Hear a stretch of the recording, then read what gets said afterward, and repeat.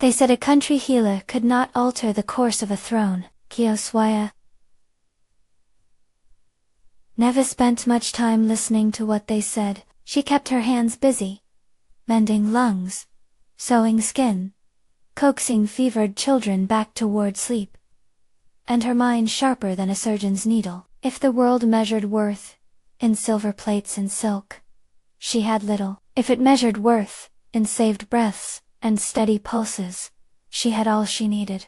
On the morning the prince almost died, rain was still in the gullies, and the air smelled of wet earth and crushed herbs. Sui'er crouched on the cliff above the river, a small knife flashing as she peeled back a leaf to study its veins. The plant had a name her grandmother used in whispers, something between rumor and remedy, a tincture for muddied blood. She kept a folded scrap of paper in her pocket with the Qiao characters scrawled at the corner, a family mark that felt like a promise. The medical space sat in the back of the Qiao clinic like an odd, stubborn rumor. A narrow alcove lined with shelves of brass instruments and, on certain nights, a faint glow that made Sui'er wonder whether the old stories about her ancestors were superstition or a different kind of knowledge. The space had never answered when she asked whether it was magic or mechanism. It simply opened when she needed it, and provided, as if the house itself remembered what a healer's hands required. The cliff was not for show. Sui'er liked to gather where only the bold or the foolish went. It kept the nosy away, and let her find herbs in turn, with people who did not yet know the difference between her pockets and her purse. She was halfway through clipping a slippery root, when a rider came down the path, slick with rain, dragging a small procession of anxious men. They crashed into her little clearing with apologies, and an odor of tobacco and old silk. A noble? A man panted. A young master? He fell, in the market. Breath short as a fish. Color like moonlight. Master, he says he choked. We thought... Sui'er didn't wait for permission. She wiped mud on the hem of her skirt, tied her hair up in a hurry, and ran. The road to the market was a ribbon of mud and worshippers, umbrellas bobbing like a flotilla.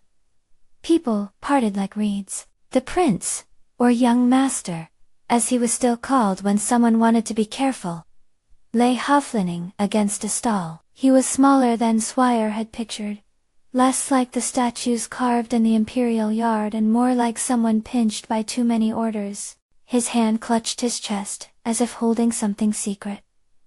The breathing was shallow, the pulse a frightened thing. Around him the crowd chittered and pointed. A woman wailed, clutching her child. A vendor tapped his wares as if bargaining even with breath for sale. The dignity of a life can be whittled quickly in the market. It takes only a rumor and a hungry hour. Stand back, Sui'er said, and people obeyed because she said it like an order and because there is, in every village and city, a slow respect for those who keep breath steady. She crouched and touched his wrist. The skin under her fingers was cold, clammy. There were purplish spots along his neck near the collar. His lips had a lavender hue as if someone had dusted them with ash. Poison, she said before a man in a green robe could suggest an unlucky bite. Not a simple choking. See the way his pulse is quick but weak. There's a toxin interfering with oxygen use. He needs warm blood, and an antidote to help the heart. Warm blood. Transfusion. It was a practice, whispered about in certain circles, one of those modern half-truths, passed from battlefield doctors to those who could not afford to learn otherwise. In the Qiao clinic, it was the last resort. Dangerous, complicated, and sometimes the only thing that made sense. Is that even lawful? The vendor spluttered. It is lawful enough for the man who won't live otherwise, Sui'er replied. She looked straight at the one who had arranged the ride, young and pale with a collar too tight for his neck. Who rode with him? A fellow in service licked his lips. I am Qiao Sui'er, he said. Take off that sash, Sui'er ordered. Tie it here. Someone bring a basin. They moved under the imperative of her voice. Clumsy, but obedient. Blood was an argument measured in grams and bravery. The blood that would save the prince this morning would be taken from a willing peasant, who had no patience for palace rank, but had a sister with a cough that would not go away if he died. He rolled up his sleeve, and grinned.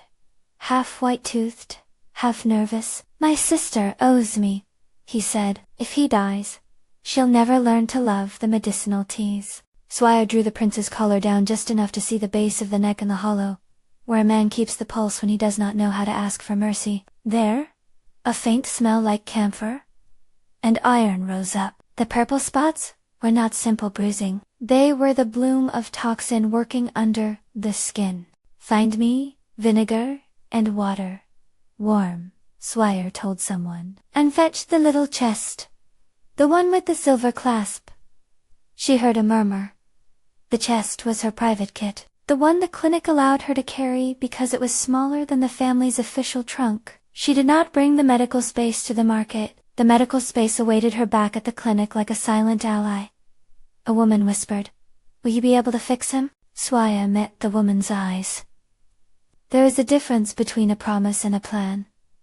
"I'll try," she said, plain as winter. "But not everyone survives every fight." That, too, was a truth. She had watched hands go slack, and family members watch, as life slipped like water through a sieve. It taught her how to hold the moment, and how to be quick with a scalpel if needed. Today, the scalpel would be waiting in the little chest. The transfusion was noisy, not with words, but with all the small, necessary sounds. The slap of cloth, the hiss of breath through nostrils, the quiet clink of a spoon against porcelain.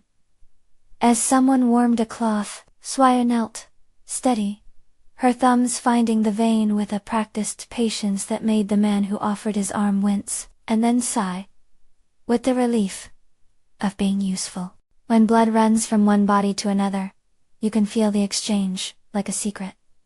A little of one life moves into the other. "Keep talking to him," she told the investor lords, the stallholder who still clung to his vegetables as if currency might preserve dignity. "When you talk, you remind the heart to keep finding rhythm."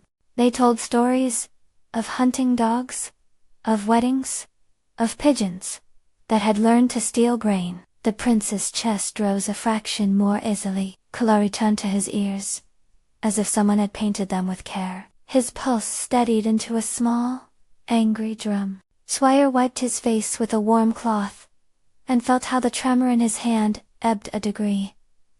The transfusion bought time. It did not cure the toxin that had sunk like a root into his system. It did not explain the purple patches, or why his breath had hiccuped each time he laughed as a child. Those would take a diagnosis that would make a smith's hammer feel soft. "Listen," Sui'er said, leaning in so close she smelled silk and a faint trace of a man who had never slept more than a few hours a night. "Do you remember eating anything odd? A tea? A bowl that tasted wrong?"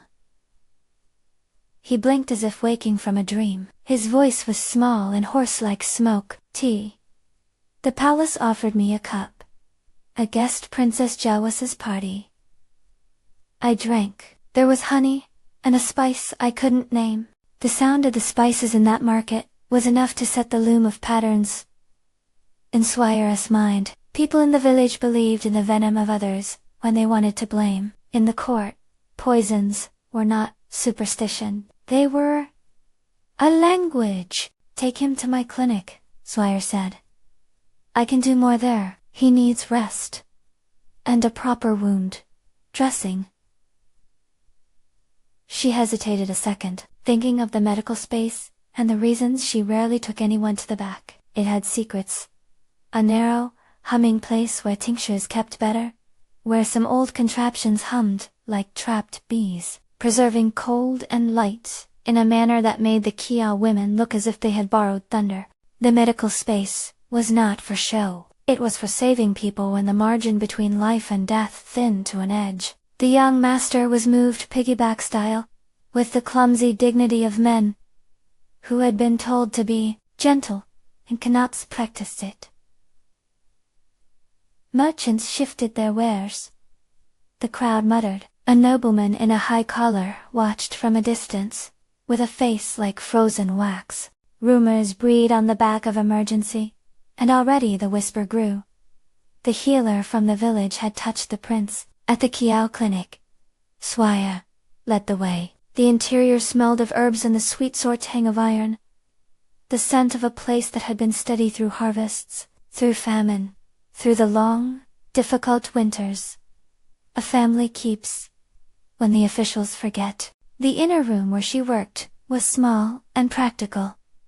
Wooden table, iron hooks, a grinding stone with a palm-smooth depression. The medical space waited in the back, its door a seam in the wall. When Sui'er pressed the latch with the pad of her thumb, the seam slid like a breath, revealing shelves that were humbly immaculate, and some instruments that should have lived in a white room under glass. There was a small brass pump that had once belonged to a battlefield unit, a narrow bottle that hummed faintly with a blue light, and a canvas of charts that looked older than any of the villagers but more alive than the palace scrolls. Sui'er never asked what made it open, it simply did.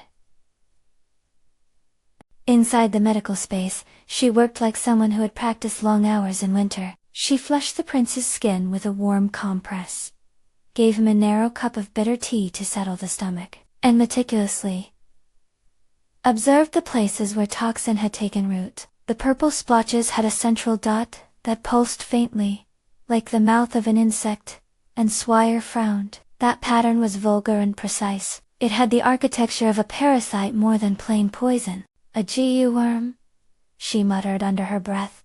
Though she knew the name could poison a conversation, the Qiao, in the stories nested in hearts and ambushed souls. A thing used by those who loved to make others dance. In the clinic, Qiao was a word that required a careful hand and a steady lamp. It suggested an artful mixture, parasite and poison acting as one. It could be lodged near the chest and cause the symptoms she saw. Extraction would be dangerous. It meant opening where the heart breathes. It meant risk for the patient and for the surgeon who attempted it. "Tell me plainly," said the steward nervously, pacing. "Is he dying?" Sui'er did not like to promise immortality. "He is unstable," she said. "If it is a Jew, we need to monitor the heart and prepare for a possible extraction. For now, the transfusion helped. He will rest, and we will run tests. Send a message to his household. He is alive." Word travels like water. The palace heard the clink of life, and sent a messenger with a silk slip stamped with the prince's seal. The world has many rules for communicating with nobility. The strips of silk and the stamps were one of them. The man who arrived at the Qiao clinic had a face that tried to keep every expression neatly folded away. He bowed. Perhaps because it was already written which gestures men at court made. "It is the regent," Sui'er said, because she recognized a tone that had been taught in the capital. "Then I will have to speak cleanly." The messenger's hands trembled when he drank the tea she offered. "My lord thanks your tender hands," he said. "There are questions of service, and of recompense." Sui'er smiled a little. Compensation was a subject she treated with the blunt diplomacy of a barter woman. Her prices had been set long ago. A fair wage, a seat at the table for the poor, when possible, and no favor sold to noble hands that might cost a neighbor's life. She did not sell justice. "Tell them the prince lives," she said, "and that I will come to the palace if asked to consult further. But understand this. My work is to heal. I will not be used as a pawn." The messenger nodded with a quick, obedient jerk that had nothing to do with his real feelings. "The regent will arrange." That night, while the prince slept, and the clinic hummed with the little noises of a household, settling into the guarded calm after a storm, Sui'er went through notes and charts. The medical space gave her a margin of privacy. She studied the patterns of the toxin with the careful curiosity of someone who reads a map. The way it altered red blood cell color. The way the small purple pustules marked lymphatic paths. It did not behave like a random kitchen poison. It had a pattern of intent. A knock on the door startled her. She opened it to find Qiao, the farmer's daughter, who worked as Sui'er's apprentice, with mud on her boots and guilt on her face. "They say you touched a prince," she said, and there was both astonishment and a hint of pride in her voice. Sui'er brushed Qiao's loosened hair from her face. "I did. Now help me set the clamps." They spoke little while they worked. Language in a clinic is often light and functional. "Hold this, pass that, don't let the lantern go out."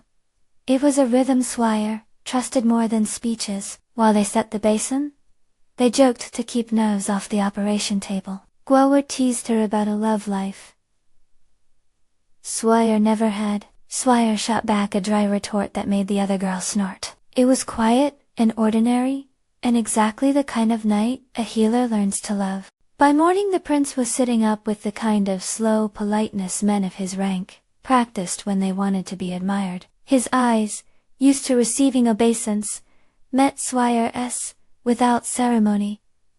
He had a strong jaw and a small scar under his left ear. "You kept my heart," he said, and there was a half-joke in the tone. "You nearly gave it away to bet a coin," Sui'er answered. She had the habit of speaking plainly to men who had never learned how to be saved by other hands. "Why did you risk so much?" he asked. "Why not let the palace physicians do their work? They would perhaps have given me a more acceptable death."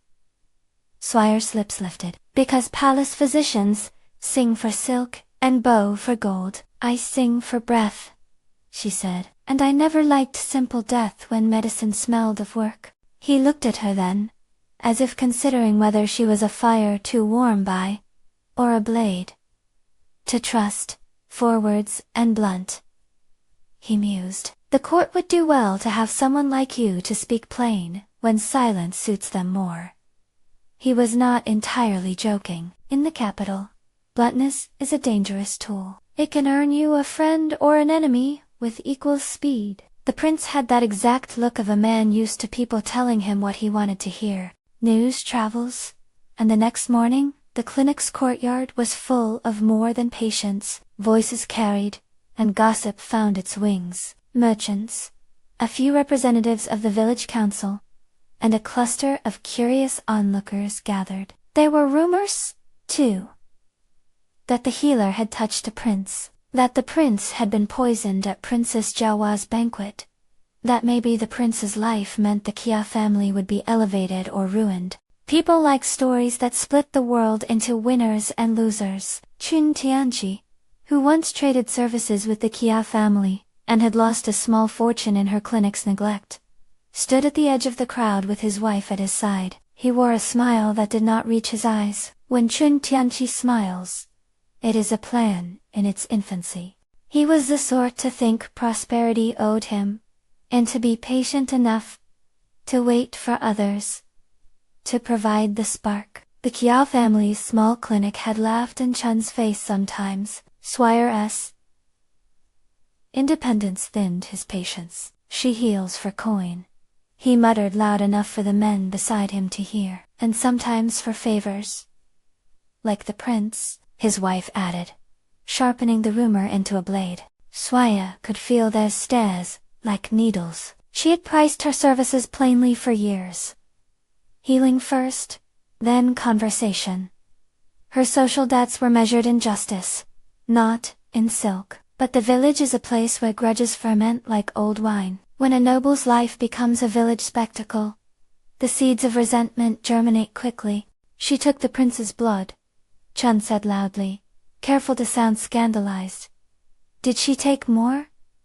Exchange it for influence. If she could hold a prince's heart, what could she not hold? They say she keeps odd instruments." Villagers are creatures of story. When a story paints the world into sharper colors, most people find comfort in the edges. The rumor of Sui'er's instruments, the medical space she kept secret, became a thing the market could not resist. Someone always loves a sharp detail. By midday, the whispers had become a hiss. Children whispered as they passed the clinic.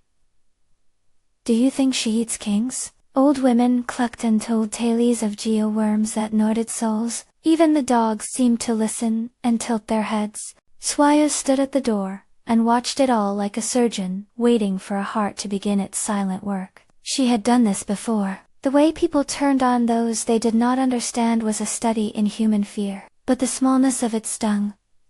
The thought that a life saved might become a coin to trade for revenge.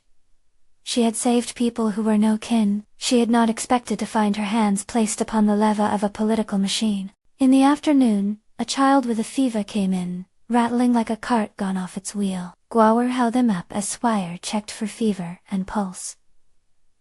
The little boy's forehead burned. She used your tonic, didn't she? Someone called out from the doorway, a voice full of righteous smoke. It worked last week, the child's mother said, and her gratitude glowed like a lantern. Chun Tianqi's wife spat on the ground as if she could wash away the light. Or it worked, and now they remember, and will call her witch. The village is quick to remember slights. It also likes to make simple justice out of complexity. Within hours someone had stolen a petition to the magistrate from Chun Tianqi's sleeve, copied his ink, and added accusations. Mysterious instruments, secret rooms, unnatural blood. By nightfall the petition was a roaring fire, fanned by gossip and the comforting loneliness of taking sides. Sui'er should have left then.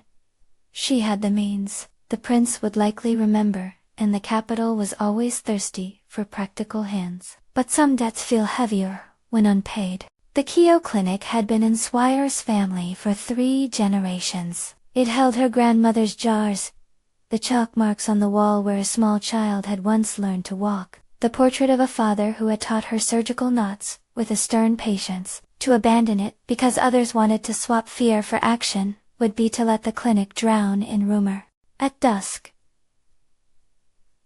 a mob gathered, not a cold, organized tribunal, but a boiling confusion of homegrown rage. Torches cast lopsided light. Someone had thrown stones through the clinic's window the size of soft apologies. A man shouted that the Qiao family must be cleansed, lest their medicines spread harm like rot. The shouts were a map of straw emotions: fear, greed, envy. The particular pleasure people take in feeling morally superior. They dragged Sui'er to the river with a rope that chafed her skin. The old trial by water, a ritual as cruel as it was ancient, declared that one who returned this way was innocent. The logic was that impurity would sink while truth would float. It is an old superstition used by men who prefer the end of a tale to its truth. Sui'er could feel every eye, the breath and the pulse like an audience leaning toward a sentence. Her hands were knotted by rough fingers that smelled of dirt and salt. Qiao sobbed, but did not cry out against the men who held them. There was little the apprentice could do. Sui'er's throat dried. She tasted the river on her lips. Let go, Chun Tianqi shouted triumphantly, as he pushed her toward the bank. The village deserves to be safe of your lies, witch. Sui'er kept her eyes on the river, as if watching a patient under anesthesia. The water was a dark, patient thing, swallowing the sky. In that moment, with the rope biting into her wrists, and the villagers roaring like an angry tide, Sui'er's mind did not go to self-pity. It went to the clinic, to the jars on the shelves, to the prince who slept and did not yet know the cost of being saved by a village hand, to the way a single unjust death can set 1,000 other hearts beating the wrong way. She could have screamed then, and rallied sympathy. She could have used the prince's survival to call forth the regent's men, and disperse the mob, with the sharp efficiency of authority. Instead she breathed. Because breath is a work Sui'er trusts more than noise. She let the river come close. A hand. Quick. Surprising. A pale blur in the torchlight seized the rope, and yanked her back. A shout went up, and for a moment the mob's anger transformed into confusion. The helper was a thin figure in travel-worn silk with a face like a map of experience. He pushed through the crowd, and stood beside Sui'er, breathing hard. His robes bore a simple, honest badge. Not a court seal, not a merchant's token, but the insignia of someone sent by the capital, with a narrow band of authority. "I have a message from the regent," the man said, his voice cut like a clean knife. "The healer will be under the regent's protection. Any further harm will be an offense against the regent." The crowd answered with 1,000 small sounds, curses, the clack of a thong being tightened into a shoe, the muffled silence of those who measured their own safety against a known power. Chantanchi scowled, as if someone had stolen his plan and eaten the meat. Sui'er stood dripping at the edge of the river, bound by a rope and minutes earlier ready to be cast away. The messenger's presence was a strange balm. For a fleeting second, she allowed herself a measuring breath. The prince's name now hovered in the air like a cloud of smoke. The regent's protection would keep the villagers from drowning her, but it did not change the accusations, or the small, coiled hatred woven into many people's faces. Who is the regent's man? Guao demandetto. And why would the court care about a village healer? Sui'er thought of the prince's pose in her poem. The morning before. People in power sometimes wake when their ribs have been prodded, sometimes they stay asleep, and let others pull the covers over the village. She had no illusions. The regent's interest could be a chain tightening or a hand extended. Sui'er had learned in the field that aid often arrives entangled with expectation. The messenger's eyes flicked toward her. "My orders," he said, and his voice softened, "are to bring you to the capital for evaluation. The regent wishes to speak with you." A hush settled like dust falling. For a moment, Sui'er saw the world split into two slim possibilities. One where she went under the regent's roof, and was used as a token. Another where she could walk a path into courts and corridors and, perhaps, find a way to stop a greater injustice. She looked at the river, the boat her captors had meant to use to cast her away, and then at the faces in the crowd. Chuntianchi's smile had hardened into a dangerous thing. The sort of quiet that plans. The villagers, hungry for simple answers, were likely to pay for whatever new rumor the next dawn would bring. Sui'er let the rope fall from her wrists. She stepped forward with a drying motion. "I will go," she said, "but not as a supplicant. I will go to save lives." The messenger inclined his head, a simple thing, but it carried a world of messages. "Then come at once. The regent travels slowly, but his men do not." As they led Sui'er away in the light of torch and rumor, she could hear the river collapse back into itself.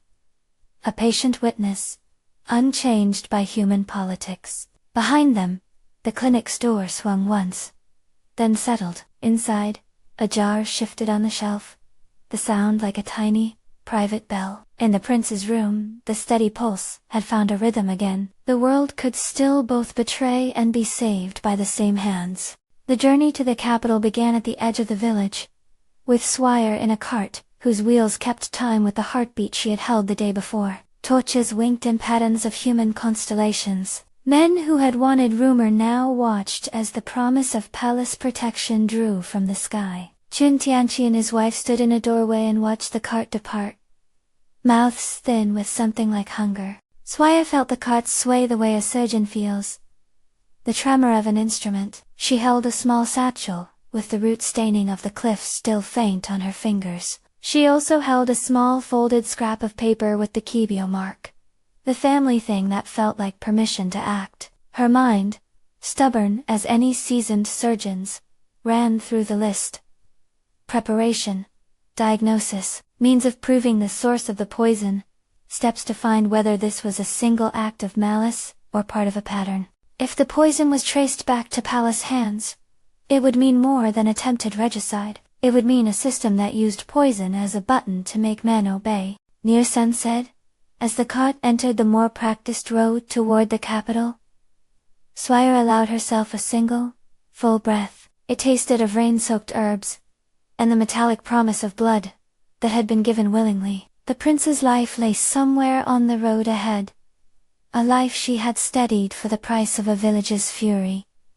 The regent's protection gleamed like a blade. It could cut through rumor, or deepen a wound. Either way, Sui'er would not be mute in the face of it. She had hands, knowledge, and a stubborn spine. Behind her, the village shrank to a smear of lamplight. In the night air that followed, there was a smell on the wind that tasted faintly of empire.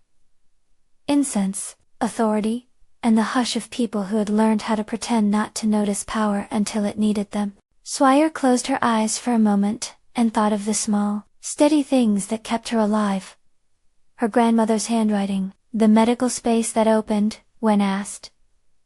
The simple sound of a child breathing, when fever breaks. What she did not know, as the cart rolled on toward the capital, was that far from the village a different conversation had been unfolding in silk-roofed rooms. The Empress Dowager, whose fingers had long ago learned how to steady thrones, with a careful application of fear, had been watching the young prince like one watches a balanced cup. She sat in a room perfumed by white powder and colder things, and across from her Princess Jiahua, young, bright, and terribly clever in the way that makes rulers apprehensive, discussed the necessity of subtle tools. The people will always be afraid of what they cannot name, the Empress Dowager said, her voice the sort that could iron men into decisions. Jiyu is a useful word. It makes enemies of blood and of love. Princess Jiahua's hands toyed with the edge of a porcelain cup. There was a glint in her eye that made her seem less of a pawn and more of a blade that had yet to be tested. And yet the regent's son nearly died, she said. If he dies, our path shifts. If he lives and grows suspicious of small things, we must ensure our hands remain clean. It is not death we send, child, the Empress Dowager murmured. It is compliance. Ugly as that sounds, power prefers quiet management. A heart weakened will follow orders. A heart broken will obey.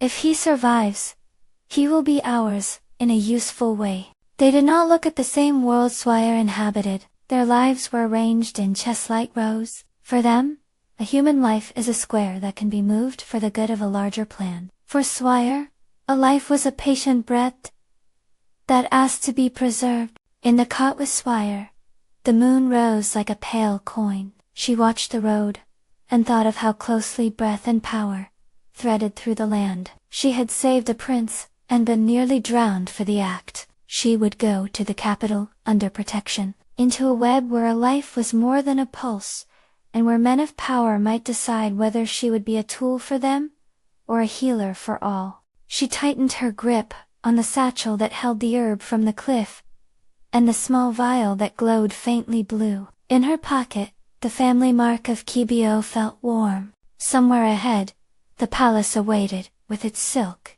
and its knives. Sui'er rode into both, with the plainness of someone who has mended lungs in the cold, and seen death, as often as mercy. She had no illusions of grandeur. She had, however, a determination. If a palace wished to use her, she would not be used to hide a worse lie. If the prince's life was being controlled by poison as the Empress Dowager liked to use, she would find out. And if a purge loomed, if a man in power chose vengeance, and a village stood in the way, she would not be the kind of healer to stand aside. The cart climbed the last hill, and lanterns blinked like watchful eyes. Sui'er felt the weight of her family in her small clinic lift like a thing being measured for balance. She did not yet know whether she would become the instrument that stopped a revenge, or whether she would be chopped into pieces by the machinery of state. She only knew what she had always known. Breath matters more than silk, and some people are willing to risk everything to protect those who cannot protect themselves. When they reached the palace gate, men in armor opened the cart with courteous precision, and escorted her into a courtyard, ringing with the quiet importance of men who move power without making a sudden noise. A footman with the regent's sash approached with a small paper slip. "For the regent," he announced curtly. "He will see you at once." Sui'er stepped forward, palms steady, pulse a slow, conscious beat. She had been dragged to the river and spared by the regent's messenger. Now she stood at the threshold of a place that could either make her justice or silence it. She thought of the Qiao clinic, of the jars on their shelves, of the men and women who believed in her enough to give blood. She thought of the prince who had slept, and of the Empress Dowager, whose hands liked to keep their own clean. She straightened her back. The palace doors whispered open. the smell of powdered silk and captured breath rose up to meet her. Sui'er stepped inside, and beyond the tapestries and cold stone, a life that wanted to decide. Vengeance waited in the rooms where crowns are built. She set her foot down into that world, with the same steady hands she had used to pause a heart and brighten a pulse, ready to do the work that people in both huts and halls so rarely understand. To save a life and call truth by name. The palace hall smelled of lacquer and old incense, a sweetness that felt like a promise, until you remembered. Promises were currency there. Sui'er had expected that smell to bruise her nerves. Instead, it made her hands steady, the way a healer's palms learn to steady in the face of a fever. Men in orderly rows, bent and unbent. Silk whispered by in cautious eddies of power. She kept her satchel close, the little vial with the cliffroot humming dimly against the fabric, as if in sympathy. A footman led her through corridors so wide that a cart might have turned without caution, and through a small carved door into a chamber where the prince waited. Du Xuansh did not make a great show of his rank. The regent was not a man prone to spectacle. His authority showed in the way people made room for his shadow, in the light from papered windows. He looked younger than his name implied, but there was a lean line to his face, as if he had learned to tighten himself against the world. He rose when she entered. His hand, when he offered it, was careful enough that a surgeon could have called it respectful. "You saved me," he said simply. There was no flattery in it. There was, instead, the blunt gratitude of a man who had been made to face the edge of life, and found a hand beneath him. "I bought time," Sui'er answered, "and the time needed answers. Your symptoms pointed to a parasite and a toxin acting together. The transfusion studied the pulse. Careful work is still needed." His eyes narrowed fractionally with something like curiosity. "The court physicians begged me to stay in bed and let palace medicine do what it does." "You did not wait." "Palace medicine is expensive and often decorative," Sui'er said. "I am practical." They both smiled for the smallest moment. An exchange of two people who had learned to be frank with one another. Gratitude and bluntness make an uncommon kind of companionship. A messenger from the inner palace arrived with tight lips and a silk-wrapped tray. "The Empress Dowager's mark wrote on it like a quiet storm." The messenger bowed and placed the tray before Sui'er. Inside, the tokens were small and cold. A slip of paper with a schedule of audiences, a list of questions the court physicians wished her to answer, and an invitation for Sui'er to attend a council of healers, convened by the Empress herself. The paper smelled faintly of the same spice the prince had mentioned, something floral and unsettling, like dried snow. "You will come," the prince said, "not as a servant, but as the one who held my pulse." Sui'er's jaw set. She knew the difference between being summoned and being summoned with strings. "I will come," she said, "on the condition that I am free to speak plainly." He gave her a look that held a measure of admiration. "You will not be censored." There was no grand declaration. In that palace, a promise was more dangerous in whispered certainty than in thunderous vow. Sui'er accepted the audience and prepared. She ordered her small team, Guo'er, and two of the Qiao family's more reliable apprentices who had found mirrors of their skills among the palace servants, to bring instruments that could be spared, and the medical space's sample box. The Qiao medical space had followed her in a manner of speech. Some doors opened in the palace for those who could find the seam in the wall. Often, palaces had their own tricks for people with promises. If you wanted an audience with power, you had to know the paths that led to rooms where fights were decided by whispers. Sui'er hurried through them with the margin of a woman who had a ledger of human flesh in her head and had counted every life she could. The Council of Healers met under a portrait of an ancestor who looked down with the calm of someone who had been in many rooms where decisions about life and death were made. The court physicians wore their tradition like armor. Their robes were the same color as the paper they kept, and the faces that never wrinkled. An older man with a voice like a whetstone started by questioning her methods, and the room began to split into the familiar halves of skepticism and curiosity. "Transfusions are risky," he said. "A peasant's blood passed to a noble. What of the social stain?" "It is not a social matter where breath is at stake," Sui'er replied. "It is a medical one. Blood is not honor, it is oxygen, nutrients, iron. It will save a life if used properly." A murmur ran through the chamber, equal parts scandal and fascination. The Empress Dowager watched from a siding draped with white. Her face, paper thin with control, barely moved. Princess Jiahui sat nearby, beautiful as an instrument, eyes like a blade, reflecting what she desired most: the shape of influence. The court physicians wanted an explanation of the toxin, and to see evidence. Sui'er presented what she had: notes, a smear taken from the prince's pustules, a hastily collected bit of powder from his favorite cup. She used the medical space's narrow glass to magnify a fragment of the parasitic bloom. Under the light it revealed an architecture like a knotted seed, and stuck to it a crystal of spice, pale phosphorescent dust she recognized from the palace's perfumeries. It was a small thing, but in that room, a small thing could topple a world. "The spice is used in ceremonial mixes, reserved for the inner gardens," the Empress Dowager said with the soft cruelty of a woman who had been making rooms into laws for 3 decades. "It is not found in provincial markets, without someone with taste or access." Sui'er watched the princess's hand friction the edge of her cup. For a moment, her face was closed. Women in the palace were taught to keep desire as a neat object, display it or conceal it with equal grace. The Empress Dowager rose like a slow tide, and spoke to the prince. "We will ensure you are well tended," she said. "We will control the narrative to avoid panic. The people must not believe that palace food will cause such catastrophe. We will trace the source quietly." Her words were as silk, blind. Sui'er felt a low, dangerous hum in the air. The tone of those who could make decisions by removing questions, rather than answering them. When power prefers quiet, it often chooses containment over justice. After the council dissolved with courtesies, and the small teeth of court gossip, Sui'er found herself walking with the prince through a corridor perfumed with incense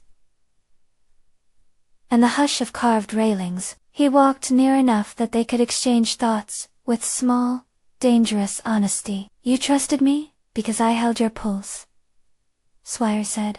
He looked at her, serious. "I trusted you, because your hands did not flinch when I leaned into the dark. I am told vengeance flows like a river beneath men, when they are made to feel small, and humiliated in the name of safety." Her hands folded. The phrase had weight. In the palace, vengeance was a tool often kept for necessary cleansing. Sui'er's mind, trained on hospitals and mud, recognized the danger when people spoke about necessary cleansing. "I will dig for answers," she said, "but I will not be used to hide them." For the next day she was given a small room near the inner gardens, shelter that kept the sun but not the whispers. She and Guo'er worked with a pair of palace assistants who, though trained in the court's medicine, were curious enough to follow a provincial approach. The hospital's storerooms smelled of preserved peels and dried peelings. In one corner Sui'er had the medical space laid out like a battlefield. A clear table, small vials, a brass pump, a lamp that made everything look both older and more honest. There was an instrument she had not used in a while, an extraction hook with a curve like a question mark. When she held it, she imagined the edge of a heart and the shape of infectious things.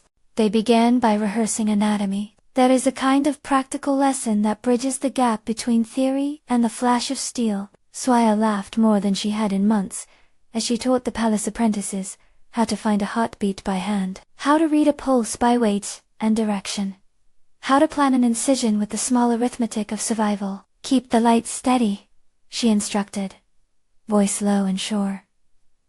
"The chest is a polite place, it will not forgive careless hands. They practiced on goats, in a small courtyard, honest tissue and blunt instruments teaching the apprentices where the chest cavity yielded, and where it hid. The smell of animal and vinegar was real and unglamorous. Guower grinned as she handed Sui'er a clamp.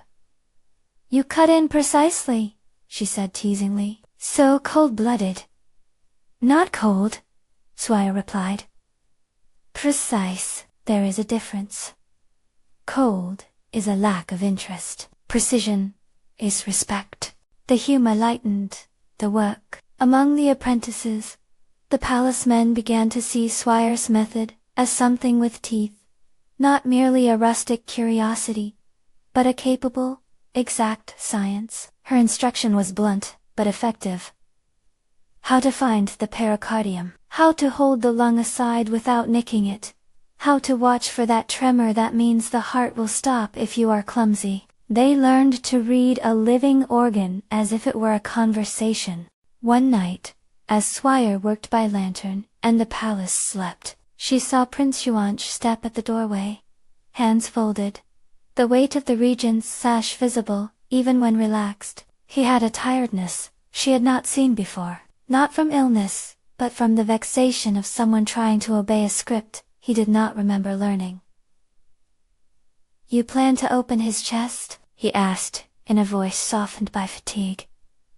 "To remove the Qiao?" "Yes," Sui'er said. "The parasite nests near the heart, and is bound to a toxin that keeps the heart from finding full rhythm. I will not operate, unless it is necessary. But I will not delay if it will save him." He moved closer, lingering near the lamp. "And if it reveals something else? Something political, will you speak then?" Sui'er met his gaze. "I speak for the pulse. If I find evidence, I will show it to those who will listen. If those who listen are corrupt, I will take the truth elsewhere." He considered that, and then nodded. "You have been blunt with me. I like bluntness." Their friendship, built on the bedrock of a shared secret moment at the edge of life, deepened in those long hours where the palace gave them small chances. He began to visit with questions that were not ceremonial. He asked about how the Qiao line kept notes, about how to read a wound, about the small arithmetic of keeping someone alive. For his part, he would speak about the cold of being told. Decisions must be made, and the loneliness of deciding whether to order a purge that might feel like justice but taste like ash afterward. Sui'er found in him a man shaped by instructions, and yet capable of surprise. But the court is a place where surprises are often arranged by someone else's hands. The Empress Dowager and Princess Jiahua were not idle in their manipulation, while the prince grew curious and honorable in his private moments. Outside those rooms, the machinery of a retaliation plan spun with invisible gears. One morning, a sealed edict arrived at the regent's study. The Empress Dowager had arranged for a cleaning of disloyal elements in the surrounding villages. A purge written in the bureaucratic clarity of those who believe in the power of ink. It named the Qiao Clinic among other small houses, and promised example-making to prevent future contamination. Sui'er saw the paper and felt the breath leave the room. The script used as stamp the palace kept a ring of carved jade, and a code that made soldiers obey. The edict read like an instrument of law. A single signature would send commanders to burn, seize, and hang. It would make a mass of small lives into an order for spectacle. Why would the Empress order such a thing? The prince asked, his finger smudging the edge of the ink. Sui'er saw anger rise in him like an exposed vein. The temptation to use this as a weapon was enormous. If he could show force, he could quiet rumors and cement a certain kind of security.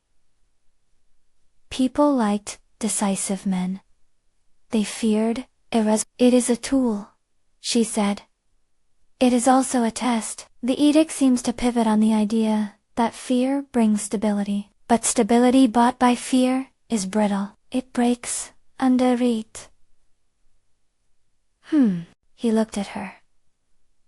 the softness of his former gratitude sliding into something harder. They would have them punished for accusing you. If they were the ones to slander you and if it leads elsewhere. Sui'er felt the pull of the palace around him, like a current that takes a man before he knows he is wet. She imagined soldiers marching with torches, the Qiao clinic burning, the river filling with the weight of accusation. The prince's pulse, once a secret to be protected, now seemed to quicken with a thirst for order. If you give the edict, she said quietly, do you know what you will accomplish? You will be obeyed, but you will also let blood answer rumor. That is not the same as justice. He stared at the paper, as if it had become a living thing. They plotted to drown you, he said. They dragged you to the river. They made a ritual of your supposed guilt. Should a man not be made to pay for that? Sui'er felt the ancient question in his words. Justice or vengeance? There is a thin edge between the two, and it slices whether you want it to or not. You will not make their fear into law, she said with an intensity that surprised even her. If your response is a purge, you do not cleanse, you appoint yourself judge and hangman in a single breath. Lives will not be fixed by burning. They will only be extinguished. His jaw clenched. And if I do nothing, will others think me weak? They will, she answered, and some will take advantage of that. But there is a way that preserves life, and addresses guilt, evidence, trial, and the rule of law. Show the proof. If you have a man who sold lies for coin, let him be tried openly. If you have palace hands making poison and seeding villages, expose them to the light. Do not make the blanket of vengeance your garment. In the days that followed, Sui'er worked with a quiet fury. She did not want to be the one to soothe the prince as a favor. She wanted to arm him with truth, so his decisions would not be made in the blind heat of insult. She used the medical space to analyze the parasite and the toxin, in ways that would make a claim hard to dismiss. The Qiao medical space's brass pump and little vials, the thing that had hummed faintly in the village, could do more than preserve and light it could. In Sui'er's hands, separate compounds, show flower pollen patterns, reveal the crystalline structure of a spice. The device was old and enigmatic in the way of family tools that had been cared for by women who did not explain what they could. Sui'er would run a sample of the powder from the prince's cup, and a smear of the parasite through a narrow lens, and watch the glass whisper truth. Under the lamp, the spice revealed a pale lattice that matched the inner garden's ceremonial flower, known only to those who tended the Empress Dowager's private apothecary. It was rare because it had been cultivated in a controlled bed, treated with a copper wash to retain scent, and a faint mineral that showed up in microscopic analysis as a tiny rust-hued speck. The rust speck was not common. It was, however, registered in a supply ledger the Empress kept for ceremonial mix. Sui'er had been trained to notice the small things. She cross-referenced the speck with the palace's ledger, which she accessed through a patient friend at the registry, who owed the prince a favor, and found the item listed under special uses. The supply entries matched the lot numbers and the color of the dust found in the parasite's bed. In short, the parasite and the spice had shared a common source, a bed reserved for palace ceremonies. The revelation was a thread that, if pulled, would unravel a seam in the Empress's carefully sewn cloak. But walls inside a palace are often lined with hands and loyalties shaped by time. Sui'er needed not only the proof but a place to show it, and a conscience willing to listen. She decided to collect proof that could not be dismissed. A live specimen of the parasite, and a ledger entry with dates, and the Empress's own seal. To obtain the parasite, she planned the operation. The prince would be the patient who needed a heart extraction. It was the sort of thing you could not stage. There had to be risk, and the risk would lend credibility. She explained the operation to Zhuanj in the stillness before it began. If I extract the parasite and it carries a trace of palace spice, will you let me show the evidence? She asked. He met her eyes without hesitation. You saved me. Show it.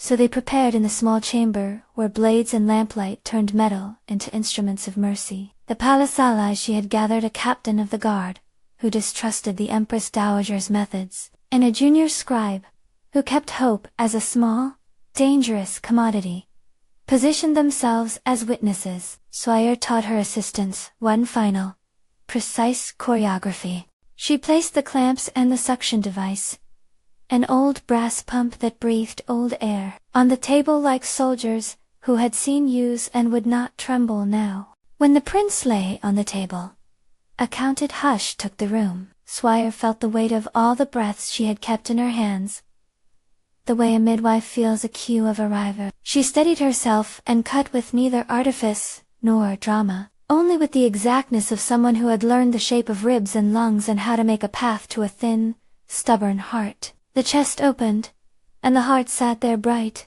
and fragile, rising and falling with its own small mandate. She saw the parasite, like a dark knot, against the pink. A thing both small and enormous in consequence. "Hold steady," she mouthed to Qiao, who was steady, because the training of the village had taught her hands to keep calm. Sui'er then made a careful incision around the parasite's anchorage. The extraction was a long, surgical poem of clamps and careful pulls. The parasite resisted, as parasites do, clutching what life it could. When she finally freed it, the room exhaled as if the collected breaths had been waiting to be spent. The parasite was whole and alive, coiled and ugly and small, and Sui'er wrapped it in damp cloth. They washed it in a pale alcohol, and set it under the medical spaces lens. The spice crystals clung like tiny ghosts to the parasite's exterior. Under the magnifier, she could see the pale lattice that matched the ceremonial flower. There were flecks of the copper tincture mineral, the rust hue she had seen in the ledger. Sui'er placed the sample and then, with hands that knew a formal procedure for establishing credibility, she requested witnesses. The captain and the scribe came forward and examined the sample. She then led them to the registry, where the ledger was kept, and produced the entry, dates, lot numbers, a faint stamp that had the Empress Dowager's private insignia, the handwriting, the supply chain, the matching mineral markers. Together they formed an architecture of evidence that could not be smoothed away by a court. Physicians' polite conjecture. When she presented the forensic link to the prince, something in him broke and remade. He read the ledger, saw the stamp, and understood that the palace had itself been delivering the means of control. His face cooled in a manner Sui'er had learned to read. A man choosing between a clean, immediate answer, and the hard work of justice. "Why?" he asked quietly. "What could be won by weakening men with such cunning?" "Control," Sui'er said bluntly. "The court can make men obedient, if it can adjust their strength. A heart that is weakened will do less to resist commands.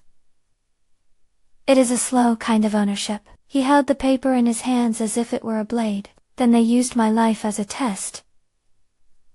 As a lever, which makes you an instrument in their plan unless you claim your own hands," Sui'er replied.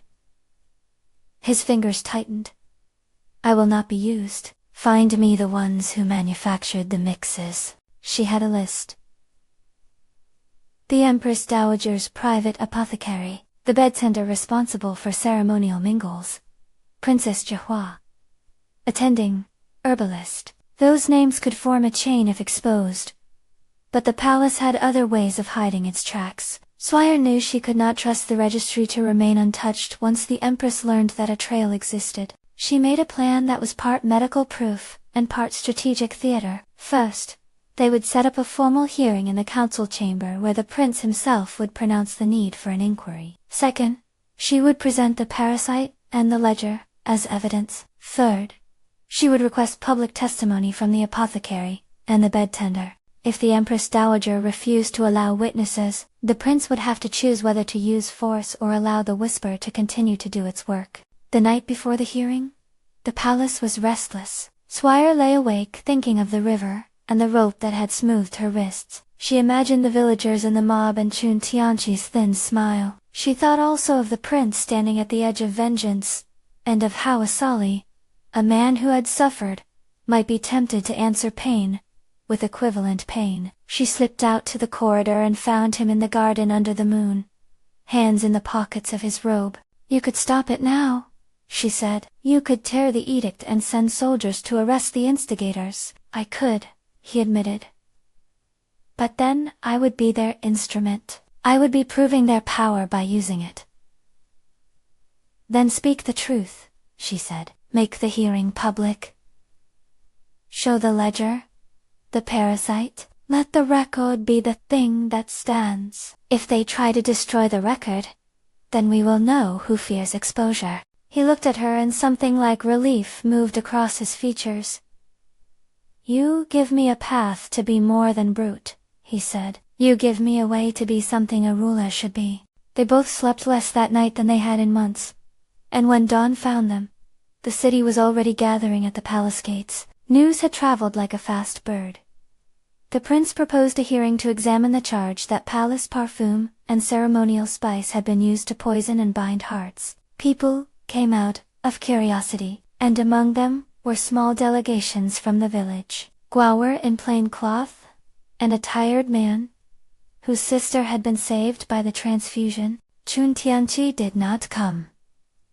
The absence was its own kind of statement. The council chamber filled with the murmurs of tradesmen, servants, and the curious who loved the sight of a court deciding human matters. The Empress Dowager arrived, with the late show of someone unmoved by the world. Her presence made the air colder than the room deserved. Princess Jawa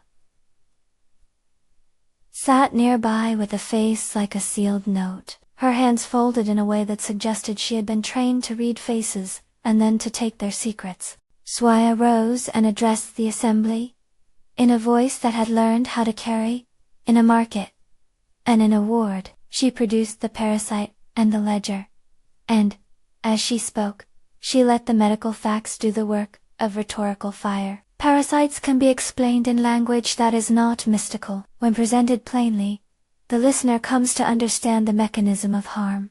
This parasite was embedded near the heart and carried mineral traces, matching palace ceremonial spice, she said. It is not the work of a random kitchen. It is an intervention that requires access and intent. She showed the sample under the lens for all to see. The chamber sat like a body holding its breath. The captain stepped forward, his face a portrait of a man trying to keep himself in an honest line. "We found matching lot numbers in the Empress's registry," he announced. Records showed that special spices, treated in the inner beds, were lifted on dates, aligning with poisoning events in neighboring villages. A murmur ran across the room like wind in a room full of paper. The Empress Dowager, who had the cool of a woman who could rearrange reality with a pointed word, smiled. A small, thin smile. "Accusations are wind," she said. "We have servants who can swear to the care of the apothecary. Let the witnesses speak, if any have the courage to accuse the inner kitchens." At that moment, the bed tender, a stooped man who looked as if he had spent his life kneeling to smell roots, stepped forward. He was a person who had learned too many secrets, and finally found the weight of telling them right. His voice shook like an old bell. "I was ordered to prepare the ceremonial spice," he said. "We were told to add a measure of copper wash to preserve scent for the Empress. Later, we were told to deliver trimmings to certain attendants. I placed them in delivery boxers, signed under the Empress's press." The room exhaled, and the Empress's brow tightened of its own accord. Princess Shua's face remained blank, but her hands clenched the edge of her robe. Chun Tianqi's name surfaced as an intermediary who had sold the notion of a suspicious healer to village sentiment. As the hearing unearthed more names, a pattern emerged. Supplies that should have remained for ritual had been diverted, small amounts arriving to particular households and attendants, who in turn had been in contact with provincial markets. "What motive?" the Empress demanded. "Why would one of my attendants risk such shame?" "It is a grave charge." Sui'er realized then what the palace's strategy had always been. Confuse motive with error, and the public will see chaos rather than conspiracy. She leaned forward and raised her voice. Power likes to hide behind accidents, she said, but an accident does not follow an accounting ledger. The prince, who had listened quietly, now stood. He held the ledger in his hands and the parasite sample as if both weighed equally on him. If the Empress's household is in debt to secrecy and used its resources to create weakness in men to bend them, then we will not be quiet about it, he said, his voice growing. If any in the palace participated in this, they will answer to the law. A gasp rose in the chamber. The Empress's eyes flashed. For a moment she looked less like a goddess and more like a woman, suddenly faced with a game gone wrong. You would expose your own household, she said. You would drag the family name in the dirt. I will expose the truth, he answered. I will not be manipulated into purging villages, because the powerful prefer obedience, purchased by pain. That was a public renunciation in a place used to private maneuvering. The Empress did not yield easily. She moved with the patience of a woman who had learned to operate on longer arc than the prince could see from his immediate hurt. You would humiliate me, she said, quietly savage. You would have the court believe the Empress's hands are unclean. Sui'er felt the pressure in the room like a pulse changing speed. The Empress was cornered, and a cornered strategist becomes more dangerous because finesse yields to risk. She reached for a slow, elegant trap. She suggested that the hearing be put to rest and settled with an internal investigation, a method that would let her manipulate evidence and smother the ledger beneath layers of official reports. It was not subtle. The palace never needed to be elegant when it could be patient. The prince hesitated. This was the moment a man either made an honest ruler or let himself be the instrument of the old game. For a few heartbeats, his face looked like a man balancing a blade with the precariousness of someone who has not yet been taught how to keep his hand steady. Sui'er thought of the village, and the cart that had taken her away from stones and torches. She thought of Guo'er, and the way the girl had laughed when she taught her how to clamp a lung. She thought of the parasitic worm and the way it had clung to a heart with quiet hunger. She understood then that a public show of law would be a more dangerous thing if the Empress could delay and manipulate. The ladder of justice needed a sturdy base. Without the luxury of time, Sui'er crafted a bold move. She would take the ledger and the parasite to the central hall, and request that the prince sign an edict ordering the immediate seizure of the apothecary's supplies and the detention of certain named attendants, pending trial. If he agreed, it would force the palace's hand. The Empress could not silently move the ledger without exposing herself to the very process she feared. You must place action where words might be delayed, Sui'er said softly, turning to the prince. He met her eyes and, after a breath that seemed to last forever in a chamber thick with tension, he signed the edict. The paper bore his mark, and commanded the captain of the guard to detain the attendants, to secure the apothecary, and to transport the ledger to the public registry for open inspection. It was a legal cord cut with purpose. The captain, who had grown to trust Sui'er's blunt honesty, moved with machine precision. Soldiers appeared at the apothecary, and escorted courtiers into custody. Some in the Empress's inner circle tried to block the action with ritual objections, but a prince's edict, penned by one who had literally been saved, and who now chose law over revenge. Caught in the suddenness of enforcement, the Empress's network scrambled. She called for calm and for private counsel, but the prince refused a retreat. He had seen the ledger and the parasite. He had been shown how a power had used tiny things to make men obedient. Public accountability now had to be a stronger force than the Empress's preference for secrecy. The arrests were messy and quiet, in the same breath. Friends of long service looked broken as they were led away, and the palace, which had been a place of smooth operations, became gridlocked with questions. The captain placed the ornamental silk seal used for certain internal orders upon the registry desk for safekeeping, and a scribe took the ledger and walked it to the open registry, where anyone with interest, and the prince's edict, could inspect it. In that moment of public procedure, the power to purge a village with an edict had slipped from the Empress's hands. The edict she had crafted earlier, naming the Qiao Clinic and other homes, could no longer be executed without a transparent procedure that would have to reckon with the ledger she was now accused of using. There was a bruising scene later that day in which Princess Jiahua retreated from the open chamber and, in private, confronted her grandmother. For a moment their conversation echoed out like the grating of two gears. Sharp, unavoidable. Was it necessary? The princess demanded, voice small and fierce. Her beauty now seemed matched by a dangerous brain.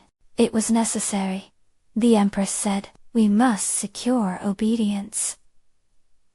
The prince's mood will not be a reliable instrument. Control must be maintained. And you would use poison, the princess whispered, as if the word itself had become a danger. We used means that obtain results, the empress replied. You should not be naive, child. Power is not a soft thing.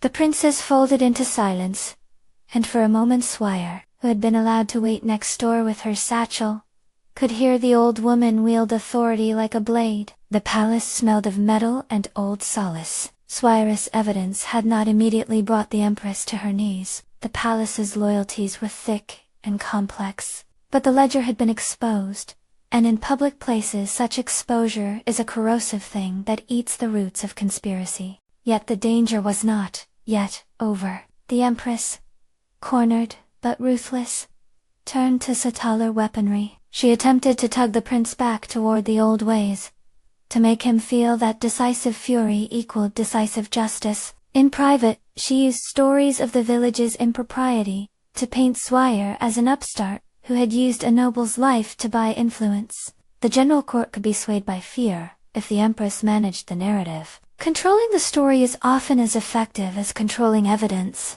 One night, when the prince's resolve wavered, and the edict had not yet been fully signed and posted to the public registry, a courier arrived with news that soldiers had been dispatched under a separate seal, a forged addendum crafted to look like a command for containment that had been channeled through a secondary office. The forged order had set out to seize houses on the outskirts, the same villages that the empress's chamber had once listed as examples. If the forged seal reached the commanders before the registry made the ledger public, the village would be the first to burn, and the record would be lost among the wreckage. Sui'er recognized the move for what it was.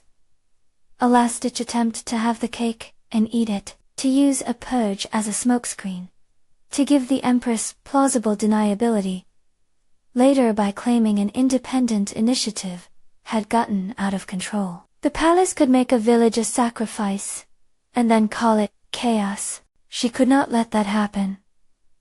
She acted. Sui'er gathered to brave companions, Guo'er, and the captain who had already showed willingness to defy palace convention when the prince's will was Furla, and moved toward the registry to intercept the forged orders. The palace was a maze, but Sui'er had learned its ways. How to glide past a sleeping guard, where the incense dials the turn of a doorman's gaze. The corridor that led to the script rooms, where clerks transcribed and sealed orders. She moved like a shadow of intention, and Guo, who had watched her in operations and in the river, slipped beside her like steady faith. They arrived at the script room to find two clerks hurried, hands slick with ink, and a sealed slip mounted with the secondary seal, the one the empress had used to direct less formal instruments. The forged order was already in a small pouch, half swallowed by a clerk's pocket.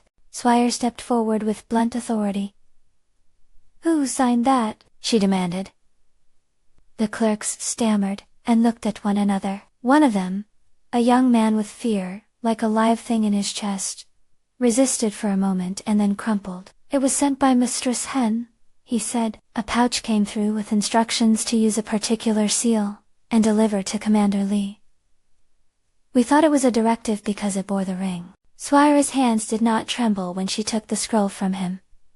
The forged emblem was crude upon inspection. The seal impression was smudged and added in a hurry. The clerk's story gave her the lead she needed. She demanded that the pouch be retraced immediately, and the captain thundered orders to men who had grown used to following certain commands without question. They were quick and loyal to the regent's name. Loyal in a new way, to a man who had chosen law over despotism.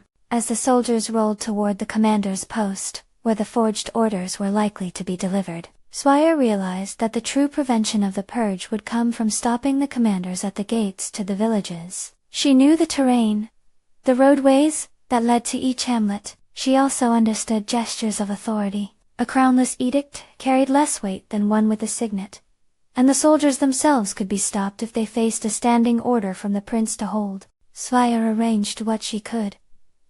A message carried under the prince's sign and the captain's authority to block any force from executing the forged command until it had been checked in the open registry. The captain agreed, and men were stationed at crossroads, with an edict that read like a legal hand: hold any intervention pending review by the prince and the open registry.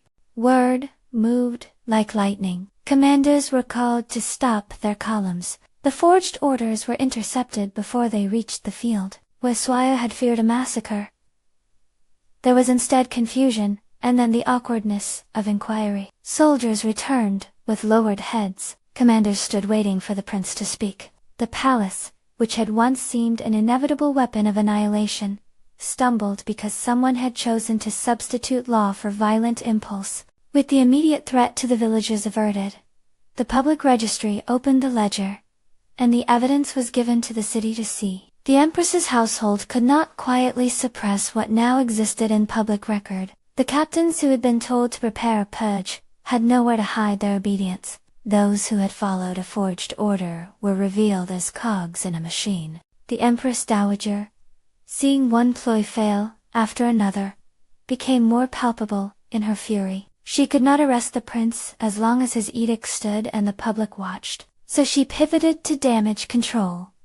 Frame the Qiao family as complicit, make the village look like it had been bribed by outside forces to accuse the palace, find in small minds a weapon of scorn, and pointed toward the village. Sui'er anticipated the retaliation. She collected witnesses, those whose lives the Qiao clinic had saved, and brought them into the open registry to voice what they knew. A mother stepped forward and said, "She saved my boy with a transfusion when no one else would." Another testified that the Qiao clinic's instruments were not strange artifacts, but tools that healed.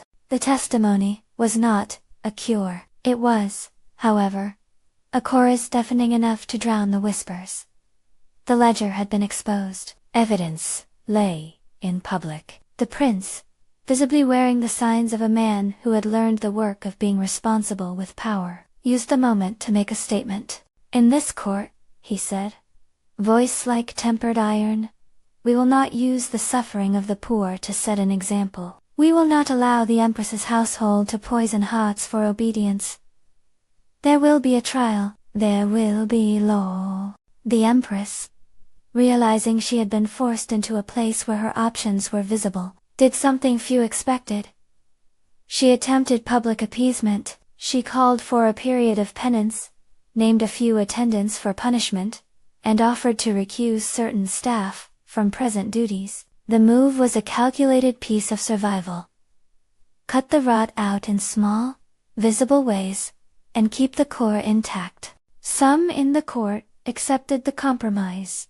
Some did not. For Sui'er it was not the pure victory she had hoped for, but it had stopped the purge. The villages would not be razed. The Qiao clinic would not be burned. The edict that had threatened annihilation was now a paper that could not be easily enforced. The aftermath was messy. The palace had its own kind of wound care.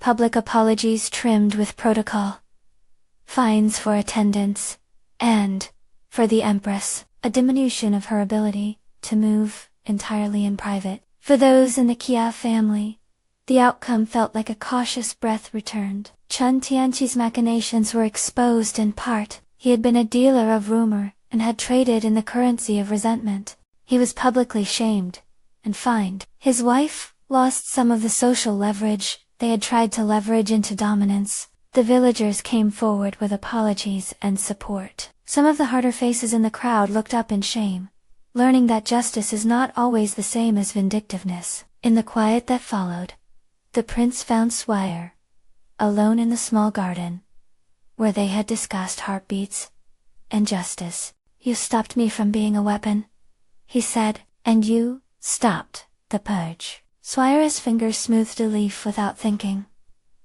Her hands were never idle. The motion steadied her. "You stopped yourself," she corrected. "I gave you something to hold evidence, procedure. But you chose not to let the old ways define you." He looked at her with a softness that had nothing to do with courtly flattery. "You have turned my anger into something that can be used for good," he said. "I owe you more than a courtesy." Sui'er's instinct was to toss the sentiment away with a practical retort. She instead let a small, honest smile form. "You owe the people relief. I owe no favors for that." His face changed then, and the edge of court life narrowed into something like tenderness. For a long time, they spoke without ceremony, and their conversation wandered toward smaller things. The village's stubborn dogs, the stubbornness required to do an incision at midnight. The way people look at hands that have saved a life. The prince changed in ways the palace did not expect. He grew less willing to let private plots be a public reality. He expanded his curiosity about medicine, and about people who were not court-made. His moves were small. He asked for public audits of certain apothecaries.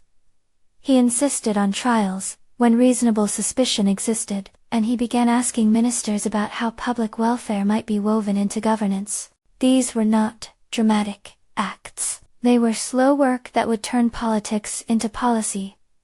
Over years, rather than hours. Sui'er, for her part, had to decide what she wanted next. The prince, grateful and changed, offered her an official position as the palace's physician. A role that would guarantee her resources, protections for her family, and a sway she could use to help others. On a grander scale, it was a thing many in her position would have accepted without question. She thought of the Qiao clinic, of the little jar in the back that made a sound like a small bell when a patient recovered, of the apprentices' laughter, and of the way the village had nearly burned because some men wanted a quick demonstration. The palace offered platform and safety. The clinic offered roots and autonomy. When the prince asked plainly what she would choose, Sui'er smiled in a way that had both mischief and resolve. "I will not marry the regent out of gratitude," she said. "I will not be a trophy. But I will do this. I will accept a post that allows me to keep the Qiao clinic as an independent place, and gives me the authority to bring apprentices from the provinces to study here and return. I will accept a post that makes the clinic a legal institution, not a client of favor. I will also keep my own rules." He blinked in surprise at the clause. "Your terms are blunt." "They are practical," she countered. "I will not be a pet, I will be a physician." He nodded slowly. "Then accept if it helps you do more good. If you refuse, I will not take offense. I will only wish you to find justice." Sui'er agreed to a compromise. The court conferred a title on her, but attached a condition she insisted upon. The Qiao clinic would be recognized as an independent institution with rights to send and receive apprentices. The medical space and the family tools would be protected under law. She would serve the palace when called, with the understanding she could refuse if the court's wishes violated her principles. Her terms were accepted with an awkwardness that masked the truth. The palace had to learn to deal with a woman who would not be owned. The prince signed the decree that would make her position formal. For Sui'er, it was an arrangement that kept her hands free, and gave her instruments and a platform. The final legal reckoning did not come quickly. Trials met those named in the ledger, and some attendants were punished. Some were forgiven under the mechanism of repentance the empress demanded. The empress herself saw her sphere of command altered. She learned, because power teaches by loss, as well as gain, that a single act of exposure can erode the confidence others have in absolute secrecy. Princess Sawa, who had been used as a pawn and agent, and who had been taught how to mistake manipulation for power, faced a private correction that humbled her. For a long time she would sit with a small shame that the court could not erase, and it made her less willing to be a blade moved without conscience. Chun Tianqi, after being publicly shamed and stripped of certain privileges, slipped away to a life of quieter trade and less influence. The villagers who had taken part in the mob came forward, some to apologize, some to try to explain themselves. Sui'er accepted certain apologies, and refused others with the bluntness she had always kept. Healing is not always amnesty, it is repair, sometimes along jagged seams. In the months that followed, the Qiao clinic received apprentices from towns and small villages who had once believed they were alone in suffering. Sui'er trained them with grim affection. The palace lent instruments, and the medical space's mysterious humming contraption was placed under legal protection so no one could claim it as palace property. The devices remained ambiguous in origin, a family relic whose method was not fully explained, and need not be, but they were helpful. Sui'er taught the apprentices how to read a pulse like a language, and how to treat toxin with techniques born of both field medicine and careful observation.